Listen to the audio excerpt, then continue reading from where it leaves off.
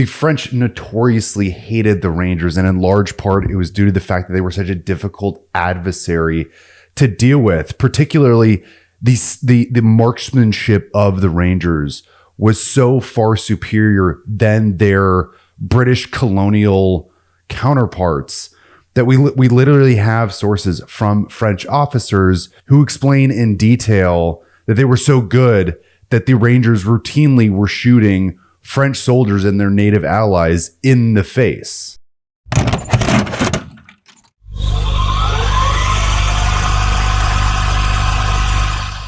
One of the questions I found super interesting when I sort of got into researching the French and Indian War and Robert Rogers was, where did these Rangers come from? Did they all come from the same place? Did they all know each other? Did they have similar backgrounds? And what I found is that many of the Rangers had, makes perfect sense, very, very similar backgrounds, as we'll see and we'll get into in this episode. They brought a certain skill set with them when they joined the Ranger companies. And obviously they still were doing training when they arrived. And a lot of that training was on the job training. They would literally just go out on missions and learn as they went. But again, they already had a set level of knowledge and know-how prior to their arrival. Robert Rogers came from a long line of warfighters and military leaders. Genealogists suggest that his forefathers was one of the Rogier men, who was a major military leader in the Battle of Hastings under William the Conqueror in 1066. James and Mary Rogers, who are, Robert Rogers' parents, they immigrated to North America sometime between 1728 and 1731 with their 4 kids at that time. Now, Robert was the first to be born in North America, November 7th, 1731. Although Rogers is usually considered to be a native of New Hampshire, he was actually born in a place called Methuen, Massachusetts, where records indicate that James, his father, bought some 44 acres from an individual named Robert Swan. Now, although the French and Indian War hadn't begun at this point yet, tensions between the French and the English, as well as their native allies, had already been sort of sparked by the 1730s. And according to a Philadelphia paper, the French had just begun to erect the infamous fort on Lake Champlain, which was essentially the focal point of the theater of war that Rogers would one day find himself in. The paper says this, quote, New York, October 4th. We have an account from Albany dated the 25th of last March that the French of Canada with about 80 men have built a fort and enclosed it with staccatos, not like the pistol staccato, that's just stockades, at the Crown Point in order to stop the English from trading with the Indians. For legitimately the first 20 plus years of Rogers' life, his entire world was immersed in conflict and violence, whether it was between the British and the French or, native raiding parties. Not long after Robert was born, James's father decided he was going to move his family to New Hampshire in a place called Montalona that he had discovered on a hunting trip with a buddy of his named James Parker Jr. And the pair bought separate 365-acre land parcels. Now, at this time, Robert was literally only 7 years old, but he was still expected to carry his family's belongings and make the trek alongside all of them. So the Rogers, they loaded the rest of their stuff into an ox cart and made the trek northward into the New Hampshire wilderness. What you'll begin to see, by the way, is that the Rangers were renowned and experienced bushmen. And coincidentally, it was this precarious move, probably from Massachusetts to New Hampshire, that would guarantee that Robert would learn the skills indeed that were necessary to become an elite partisan fighter. Once they arrived in Montalona, Robert played an integral part in his family's life. He was expected to do chores all day with his brothers, and according to one Rogers historian named Gary Zeboli, his family were, quote, clearing meadows of growth and burning the refuse, harnessing the oxen to drag off boulders, getting the first earth broken with the plow, sowing flax seeds, planting corn, potatoes, apple seedlings, and vegetable gardens, erecting fences, ranging the woods for fresh meat. Now, in order to survive in the great northern wilderness, families had to rely solely on each other. And if they were lucky, they might have like a neighbor nearby, but most did not. And in this early period in Montalona, there was no infrastructure. If the Rogers were going to flourish, they'd have to do everything themselves, from building their house, raising livestock, farming, hunting, trapping wild game, and even making their own clothing. As fall turned to winter, the Rogers family began to prepare for the cold, and Zeboli says this, quote, "Wood piles grew, cattle sheds were built, the barns were finished, and their bays filled with hay. Hand sleds and snowshoes were constructed. Deer and moose skins were cut for vests, breeches, trousers, leggings, and moccasins." Robert and his brothers were both hunters and trappers, and even though little Robert was, quote, now 8 years of age, he was already a skilled snowshoer. He went out with his brothers to set up lines of deadfalls, of catching mink, musquash, weasels, and skunks. What's crazy to think about, and is worth considering, when I was 8 years old, I could barely make a fucking hot pocket, and Robert is setting up snares and skinning squirrels and shit. Robert was actually, through all of this, even at this young age, he was training for war with his family and alongside his family. And just his mere existence in the frontier wilderness would provide him with the skills that he would need to be a ranger one day. A special ability of rangers and special operations guys today is, their capacity to endure hardship. Robert would have surely been miserable in the cold evenings, protecting his family's flock, freezing, having to stay up all night to ensure wolves, foxes, and just other predators didn't break in and eat their precious livestock. Or how about wandering fucking miles throughout the New Hampshire wilderness to hunt and lay traps? This constant stress and hardship would literally mold Robert into the sharpened weapon that the British would constantly use to their advantage during the French and Indian War. Now, by the time he was a teenager, his ranging and bush skills would have been beyond advanced, particularly when juxtaposed to a conventional British soldier. But you have to remember, there's literally nothing out where the Rogers family set up shop. And I can't stress that enough. They were literally living in the wilderness, and being on the edge of civilization meant that Robert and his family would occasionally encounter native populations as well as other typically European or Ulster Irish families. In particular, James would take the boys fishing with dozens of other Scottish Irish families in and around a location called Amoskeag Falls. Despite violent genocidal wars from the Mohawks and disease from Europeans, the Pennacook Indians, who were native to Amoskeag Falls, peacefully fished, traded, and conversed with these Scottish Irish families. I point this anecdotal story out for two reasons. Number one, during this period, major components of being a colonial officer was their ability to recruit soldiers into their companies. And unlike modern armies, recruitment was up to the commissioned officer, and a major hurdle that they faced was knowing where to locate and recruit these men. And in the modern era, soldiers just take all of this stuff for granted. But in this period, administrative responsibilities fell on those same officers who fought and strategized on the front lines. And in fact, many historians suggest that George Washington himself was such an important leader, not necessarily for his military prowess, but for his ability to clothe, recruit, feed, and arm a colonial ragtag army. The fishing and hunting grounds that the Rogers family visited would become an ideal location to recruit frontiersmen into the ranging companies. Secondly, fishing and conversing with native populations in Amoskeag Falls gave Robert a deep and enduring understanding and education in native languages, culture, and methods of survival in Indian bushcraft.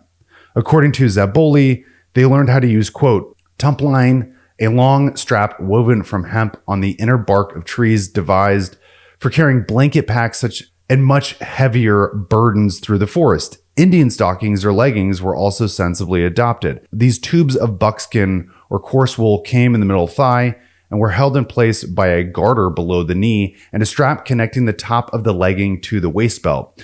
Leggings kept the skin from being pricked and infected by briars, brush, insects, and rattlesnakes. Now, what's really going to blow your fucking mind is that the men and soldiers traditionally at this time, they didn't train or practice their marksmanship. In historical documents, by the way, this is referred to as firing at marks, which again was just simply marksmanship practice.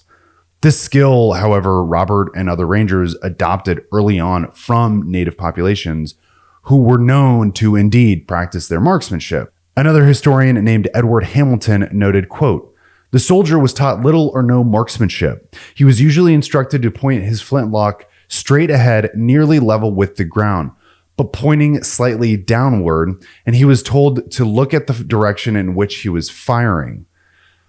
British generals scoffed and made fun of, or rather got really upset with the Rangers for practicing their marksmanship. And in late 1757, a British general named Haviland of the British regulars berated Robert and his Rangers for practicing their marks. Bowley, the historian, tells us this, quote, "He," meaning Haviland, "castigated Rogers for allowing his men to waste so much ammunition in target shooting.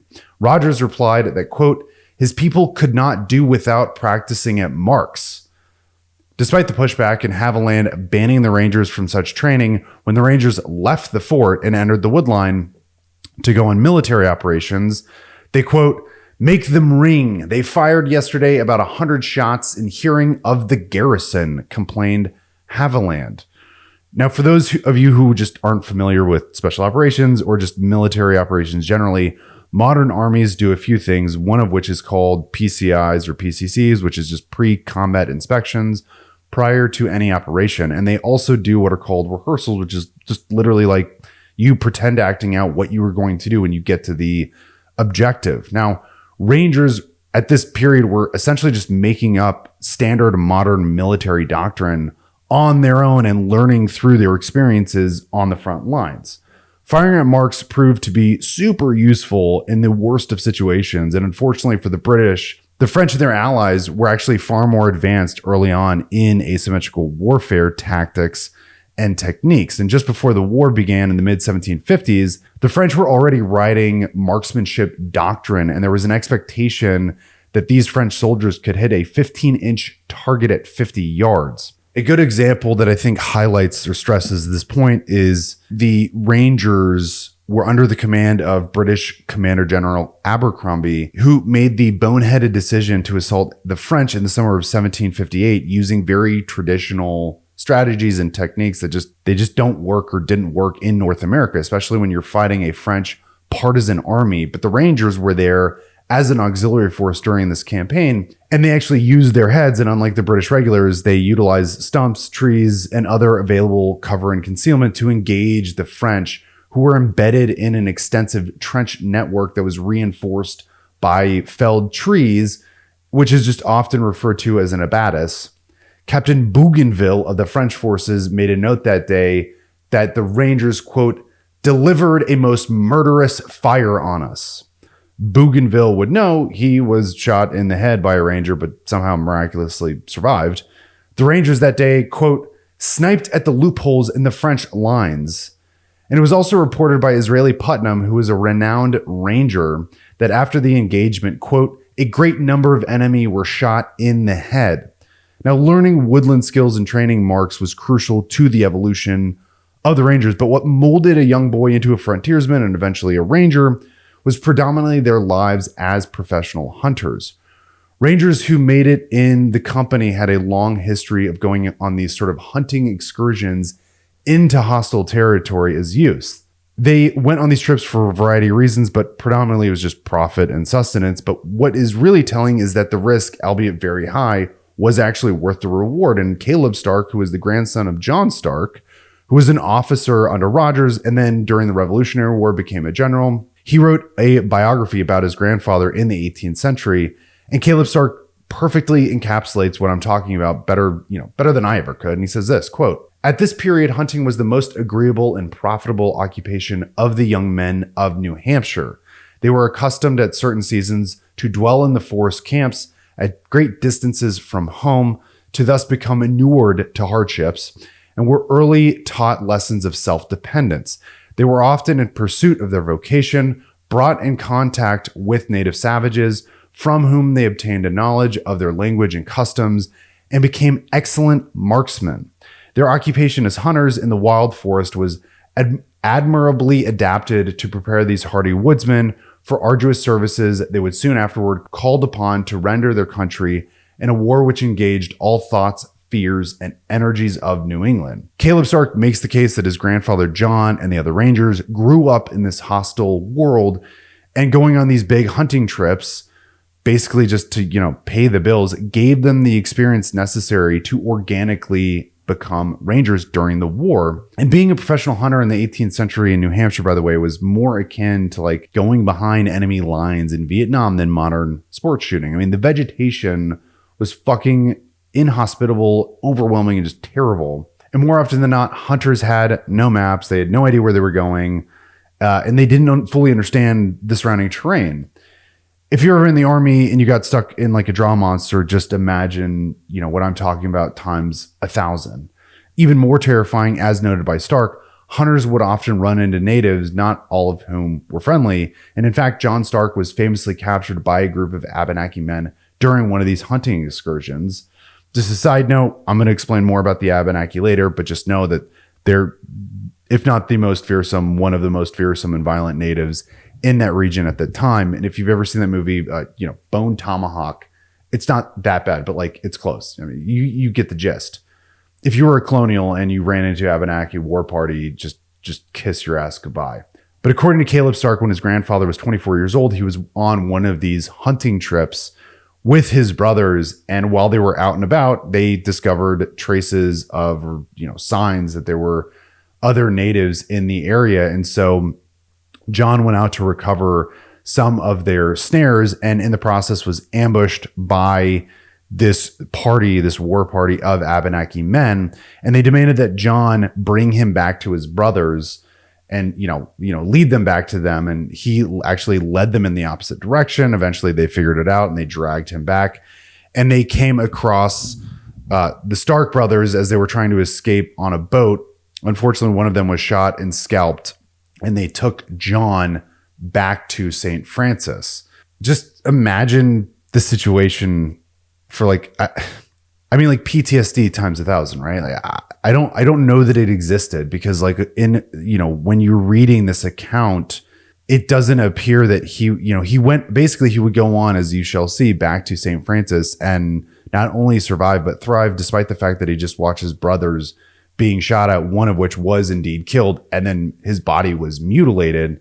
And John Stark just seems totally unperturbed by this whole situation, which is crazy. I can only surmise that there was this expectation that you were just going to deal with violence and chaos, and that's just a part of your everyday life, which is so different than today. Anyways, the natives took all of their booty from the Stark brothers, and they dragged him back to St. Francis, which is, their main village, and they made him a captive slave. Now, when Stark and the other captives arrived at St. Francis, the Abenaki tribe made them do this sort of torture called running the gauntlet. This was just standard practice for fresh captives, and was an act, like I said, of torture that required them to run up the middle of two lines of native men who were armed with switches, clubs, and rods, and they would beat them. So I don't know. When I was at summer camp, we did this. Obviously, it wasn't a form of torture. It's just funny where things come from. Anyways, as John entered the gauntlet, there was like this young youth to his side, and he knocked him to the ground and stole his rod. And then he proceeded up the gauntlet, fighting with his own rod against the guys, the natives hitting him. And he was screaming, "I will kiss all your women," which I can only imagine is like him telling all these guys to go fuck themselves. Anyways, after this, he was put to work, as many captives are. And most of these sort of captives are forced to do farming activities, hoeing, preparing corn, which is in Native American culture, especially in North America, New England area, is women's work. And at some point, Stark threw down his hoe and stated, quote, "It was the business of squaws, not warriors, to hoe corn." And after this, the Abenaki actually adopted him and named him Young Chief. And became so close with him that he would not join Robert Rogers on the infamous raid against St. Francis during the war. Now, hunting, albeit dangerous, was in fact the training grounds, like I said, for many of the individuals in these ranging companies.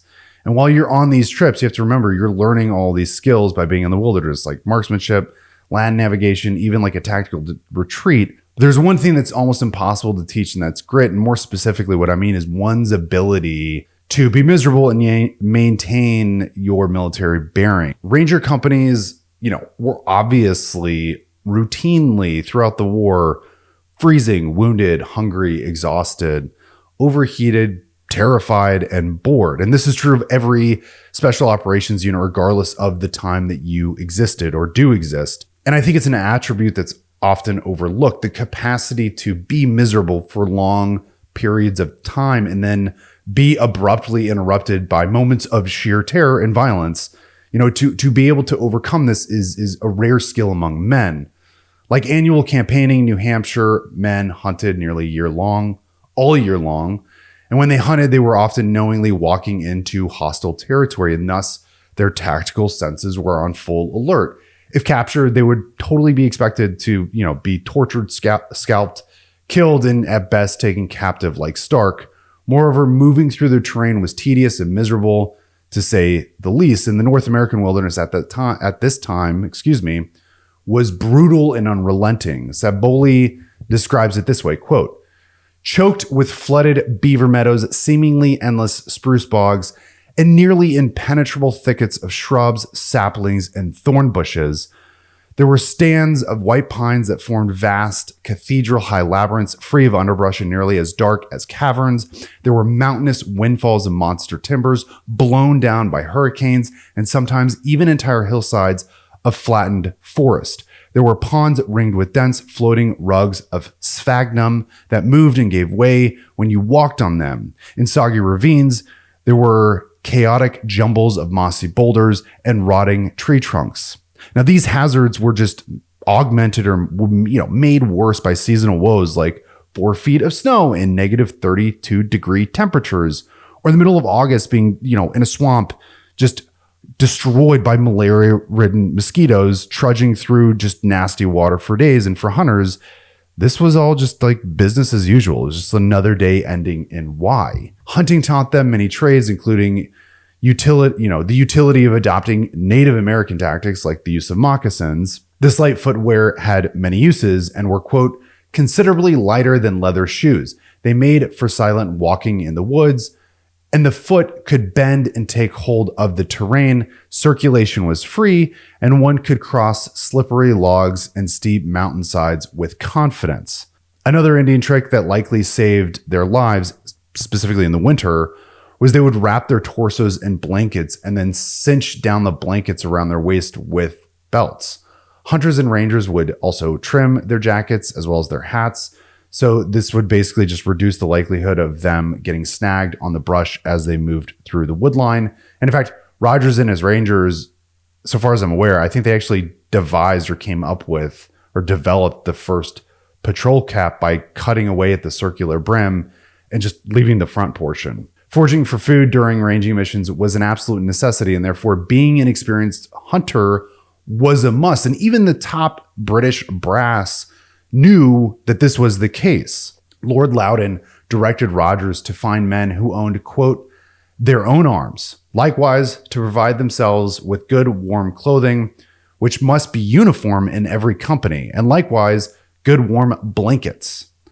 All New England hunters would have to have owned all their own kit. Loudon continued and wrote only to recruit men that were, quote, "able-bodied, well acquainted with the woods, used to hunting, and every way qualified for ranging service." Rogers and other partisan officers were very particular when it came to enlisting men into their ranks. Caleb Stark boasts when Rogers needed rangers, he recruited, quote, "a band of rugged foresters, every man of whom, as a hunter, could hit the size of $1 at 100 yards distance, could follow the trail of man or beast and endure the fatigues of long marches, pangs of hunger, and the cold winter nights often passed without fire, shelter, covering, and other than a common clothing, a blanket, and perhaps bearskin, and the boughs of a pine or a hemlock." Not only did they have to bring sort of the skills with them, but they also had to bring their own kit, unlike modern soldiers today who get issued everything. Their packing list was as vitally important to them as it is today with the Rangers and Ranger Battalion. And this became even more of the case when they were penetrating deep behind enemy line for long stretches of time. Most Rangers would wear waistcoats, as I previously mentioned, that were trimmed to prevent snagging while in the forest or on bushes and stuff. And by 1758, this was their solidified uniform, a green double-breasted, short-waisted with a slash or straight cuff. Their jackets were wool and the buttons were just plain white metal. And of course, the green was for camouflage. And this tactic wouldn't be used in mass until World War II. For their pants, Rangers either wore knee breeches or breechcloths or other leggings that were of the native style. And moreover, they wore gaiters, and their footwear was typically leather shoes or, preferably moccasins. For their headgear, they wore a variety of different hats, such as the Scout's bonnet, a round hat, knitted caps, and even the tricone. But again, they trimmed it down to be more of like a patrol cap. The men carried a whole host of other supplies in different packs or pouches. These packs took various forms, like everything included knapsack, snapsack, haversack, tumpline, or hunting packs. And for combat, they'd carry a powder horn, 60 rounds of ball, and a variety of flintlock smooth bore muskets. But unlike British regulars, Rangers had to supply their own muskets with them. And, these were the same muskets they hunted with. And therefore, they were often older models that had been designed in the early 18th century or even the late 17th century. The most common model of musket that they used was the first model of the Brown Bess, known at that time as the long land musket or the King's Arm. They had slings for their they had slings for their muskets. Many, if not most, had small pieces of hide that would cover the mechanical portion of their musket to prevent it from getting, dampened or destroyed. Cartridges were available during this period, and they would often wear belly boxes or cartridge pouches. Now, Rangers utilized a variety of knives, and often they had more than one. Some of their uses were things like, skinning animals, scalping felled enemies, as an eating utensil, or for sure as a melee weapon. The most common style of knife was the butcher's knife, and like their native counterparts, Rangers typically carried tomahawks as well. Although swords and formal melee weapons were indeed present during this period, for close quarters battle, Rangers just typically used knives, tomahawks, and even bayonets. Cutlasses and pikes were more for ceremonial purposes. Moving through the dense terrain over a variety of obstacles would make carrying such weapons just impractical. And in the winter, it was super important that they had blankets, ice skates, snowshoes, and ice creamers in order to navigate the difficult terrain. Rangers, of course, carried booze, typically in the form of rum. And it's reported in the journals that often Native Americans, their enemies, would target Ranger packs because they would try to literally get their hands on the rum, and even were known to stop the operation in order to get inebriated. Food was typically hard biscuits, salted pork, or salt beef while they were on an operation, but while they were at garrison, sort of in the rear, Rangers would have access to a variety of foods, up to and including vegetables, as well as luxuries like chocolate. We have accurate descriptions of Robert Rogers from contemporary sources. As an adult, Robert was often described as tall and athletic and sort of quote unquote well-proportioned. He was known for his feats of athleticism, and he routinely out-finessed his counterparts and other Rangers. Caleb Stark indicated that Roberts stood 6 feet tall, which at the time was, super tall. It was very lofty. And according to various studies, most men in this period stood at about 5'5", 5'6". Based on his ranging activity and his diet, he was probably very lean, very muscular, and looked like an ultramarathoner. Similarly, just prior to the Revolutionary War, the Scots magazine describes Rogers as, quote, a strong, robust, and bold man who was deliberate yet soft-spoken and, quote, generous to a fault. A London paper boasted that Rogers was a handsome giant with red hair and blue eyes. Rogers was charismatic. On one occasion after the war, he was jailed for dodging creditors, and a group of former soldiers actually broke him out of prison and helped him escape. They couldn't stomach the idea that this war hero had been jailed. The best evidence, though, of his charm and charisma was his capacity to constantly recruit and enlist men throughout the war, regardless of how many Rangers died on campaign. And indeed, at times, many did, in fact, die. His unique ability to recruit men within his ranks is highlighted by historian Edward Hamilton in his book, The French and Indian Wars, who noted that officers were commissioned not because of their experience typically or training, but rather their skill in their recruitment of men. So basically, they would become officers because they could just recruit people. He says this, quote, "The chief requirement for a senior officer was a good political connection and an ability to persuade men to enlist, while the junior officer had to be popular with their men, first in order to be selected for commission rank, and secondly in order to hold it." Hamilton goes on to note that unlike in the modern era, officers were typically, quote, "subservient to the wishes of their men, and thus it was only in a few units that any effective discipline could be maintained. And in many cases, the colonel of a regiment had no more real military knowledge or experience than his men." Rogers had a leg up when it came to his abilities as an officer compared to, the other officer, his peers. Unlike other men during this period, Rogers was an experienced fighter, experienced bushman, and would very rapidly become a master of asymmetrical warfare. Unlike the other officers, Robert Rogers and his Rangers were highly disciplined and skilled soldiers. And unlike other officers, Roger was also not subservient to his men. He certainly served them and made sure they were well taken care of, but he was definitely not subservient to them. And unlike other officers, Rogers had no real political connections whatsoever that would have helped him gain and hold his commission, which grants even more credence to his talents as a leader and fighter. Sadly, after the war, his lack of aristocratic heritage, coupled with his inability to manage his financial assets, would actually haunt him for the rest of his days and be a major part in leading to his downfall. But before his fall from grace, Rogers would be the secret weapon the British would absolutely need to defeat the French and their native foes. The British crown needed an exceptionally talented officer who could recruit, organize, and lead a band of partisan warriors against French guerrilla forces in this tumultuous, unrelenting landscape. In our next episode, we'll actually discuss the conflict and the tensions that led to the breakout of the war and how Rogers went from being this sort of low-level criminal frontiersman to a special operations hero. I'm Zach Masick. This is the Dead Warrior Society. I'll see you next time. Deuces.